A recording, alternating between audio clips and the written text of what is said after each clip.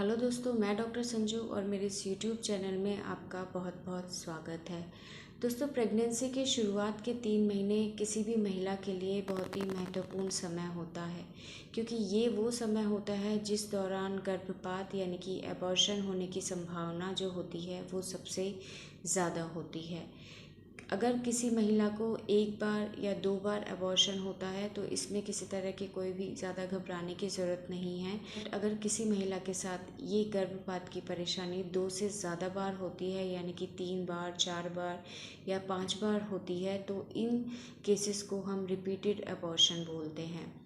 ऐसे में बहुत ही ज़्यादा ध्यान देने की ज़रूरत होती है। ये जो गर्भपात होता है ये ज़्यादातर 1.5 से 2 महीने के बीच में दिखाई देता है। तो आज के इस वीडियो में हम इन्हीं कारणों के बारे में बात करने वाले हैं कि ऐसे कौन कौन से कारण होते हैं जिनकी वजह से प्रेगनेंसी के शुरुआत के 3 महीने में बार बार गर्भपात की परेशानी से महिला को गुजरना पड़ता है। तो देखिए, जब रिपीटेड अबॉर्शन के केसेस आते हैं तो ऐसे में डॉक्टर कुछ टेस्ट एडवाइस करते हैं, जिनके बेसिस पे ये पता लगाया जाता है कि किन कारणों की वजह से अबॉर्शन बार बार हो रहा है। तो ऐसे में 50% केसेस ऐसे होते हैं जिनके अंदर कोई भी कारण निकल के नहीं आता है। 50% केसेस ऐसे होते हैं जिनके अंदर कुछ कारण दिखाई दिए हैं रिपीटेड अबॉर्शन के। तो कौन कौन से वो कारण हैं उन्हीं के बारे में बात करेंगे। तो देखिए, सबसे पहला जो कारण होता है वो होता है क्रोमोसोमल या जेनेटिक डिसऑर्डर। प्रेगनेंसी के बाद जो एम्ब्रियो बनता है उसके अंदर 46 पेयर्स ऑफ क्रोमोसोम्स होते हैं। इनमें से 23 जोड़ी क्रोमोसोम्स जो होते हैं वो माँ से मिलते हैं और 23 जोड़ी क्रोमोसोम्स जो होते हैं वो पिता से आते हैं, यानी कि टोटल मिला के 46 पेयर्स ऑफ क्रोमोसोम्स एक बच्चे के शरीर के अंदर पाए जाते हैं। अगर किसी एम्ब्रियो में ये 46 क्रोमोसोम्स नहीं होके अगर कोई क्रोमोसोम कम रहता है या कोई क्रोमोसोम एक्स्ट्रा आ जाता है तो ऐसे में क्रोमोसोमल एबनॉर्मेलिटी होने के चांसेस होते हैं, या फिर इन क्रोमोसोम्स के ऊपर जो जीन्स पाए जाते हैं अगर उनमें किसी तरह का कोई डैमेज हो जाता है तो उसकी वजह से जेनेटिक डिसऑर्डर बच्चे में आ सकता है। इन डिसऑर्डर्स को, इन डिफ़ॉर्मिटी को हमारी बॉडी पहचान लेती है और ऐसी प्रेगनेंसी ज़्यादा दिन नहीं चल पाती है और इस एम्ब्रियो की कुछ दिन के बाद ग्रोथ रुक जाती है और ये अपने आप खराब हो जाता है। तो ये एक बड़ा कारण होता है। लगभग 50-60% केसेस में जो रिपीटेड अबॉर्शन के कारण होते हैं उनमें से एक सबसे महत्वपूर्ण कारण क्रोमोसोमल या जेनेटिक डिसऑर्डर होता है। दूसरा कारण आता है यूट्राइन एबनॉर्मेलिटी।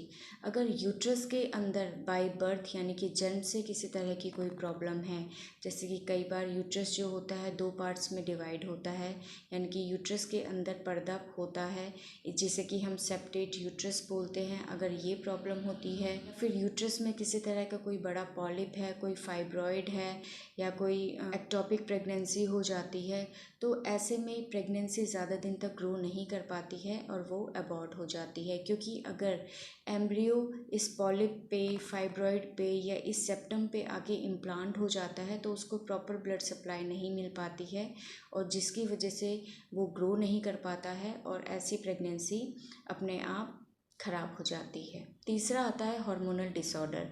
अगर प्रेगनेंसी के दौरान या प्रेगनेंसी से पहले आपको थायराइड की प्रॉब्लम रहती है या आपको डायबिटीज़ की प्रॉब्लम है और अगर आपकी थायराइड या डायबिटीज़ कंट्रोल नहीं है तो इन कारणों की वजह से भी अबॉर्शन होने के चांसेस रहते हैं।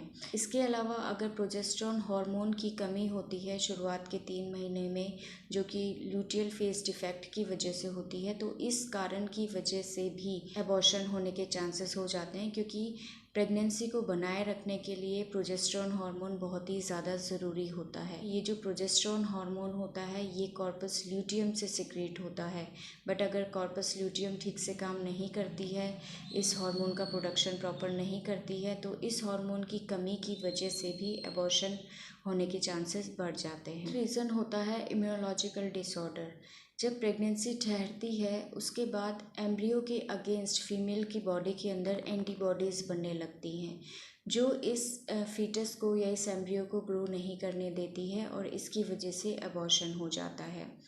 ये एंटीबॉडीज़ जो होती हैं कुछ ब्लड क्लॉटिंग फैक्टर्स रिलीज़ करती हैं जिसकी वजह से जो ब्लड वेसल्स होती हैं जो ब्लड को एम्ब्रियो तक लेके जाती हैं, उनके अंदर क्लॉट्स बनने लग जाते हैं और प्रॉपर ब्लड सप्लाई नहीं मिलने के कारण ये एम्ब्रियो जो होता है वो ज़्यादा दिन तक ग्रो नहीं कर पाता है और फिर ख़राब हो जाता है। नेक्स्ट जो रीज़न आता है वो आता है एनवायरमेंटल कॉजेज़। अगर कोई महिला जो प्रेग्नेंट है, अगर वो बहुत ज़्यादा स्मोकिंग करती है, अल्कोहल यूज़ करती है या किसी तरह का ड्रग्स यूज़ वो रेगुलर करती है बहुत ज़्यादा क्वांटिटी में, तो इन कारणों की वजह से भी अबॉर्शन होने के चांसेस बढ़ जाते हैं। तो दोस्तों ये कुछ ऐसे कारण हैं जिनकी वजह से प्रेगनेंसी के दौरान बार बार अबॉर्शन होने की संभावना रहती है। अब बात करते हैं डायग्नोस के बारे में कि कैसे पता लगाएं कि किन कारणों की वजह से ये प्रॉब्लम होती है। तो देखिए, सबसे पहले तो जब आप अपने डॉक्टर के पास जाती हैं तो वो आपकी पूरी हिस्ट्री लेती हैं कि आपको किसी तरह की कोई प्रॉब्लम तो नहीं है, आपकी फैमिली में किसी तरह की कोई प्रॉब्लम तो किसी को नहीं रही है, आपके मम्मी या आपके पापा को डायबिटीज़ थायराइड की प्रॉब्लम तो नहीं है या किसी इन्फेक्शन की हिस्ट्री तो नहीं रही है आप में। इसके बाद डॉक्टर आपका हिस्ट्रोस्कोपी करते हैं या फिर आपका सोनोग्राफी करते हैं, जिसके थ्रू यूट्रस के अंदर अगर किसी तरह की कोई प्रॉब्लम होती है, कोई सेप्टम होता है, कोई पॉलिप या फाइब्रॉयड होता है, तो उससे रिलेटेड हमें इंफॉर्मेशन मिल सकती है। दूसरा, आपके ब्लड टेस्ट कराए जाते हैं जिनके अंदर की कुछ एंटीबॉडी टेस्ट होते हैं, कुछ हार्मोनल टेस्ट होते हैं, जिनके थ्रू ये पता लगाया जा सकता है कि आपको कोई इम्यूनोलॉजिकल डिसऑर्डर तो नहीं है या आपको किसी तरह की कोई डायबिटीज़ की थायराइड की प्रॉब्लम तो नहीं है। क्रोमोसोमल या जेनेटिक डिसऑर्डर के केस में पेरेंट्स की कैरियोटाइपिंग कराई जाती है, जिसके अंदर क्रोमोसोम्स के बारे में इंफॉर्मेशन मिल जाती है। तो दोस्तों, अगर आपको बार बार गर्भपात की समस्या रहती है तो आप अपने डॉक्टर के पास जाएं ताकि प्रॉपर आपका इन्वेस्टिगेशन करके वो इस चीज़ का पता लगा सके कि आखिर आपको रिपीटेड अबॉर्शन की जो परेशानी है वो बार बार क्यों हो रही है, और अगर आप फ्यूचर में प्रेगनेंसी प्लान करती हैं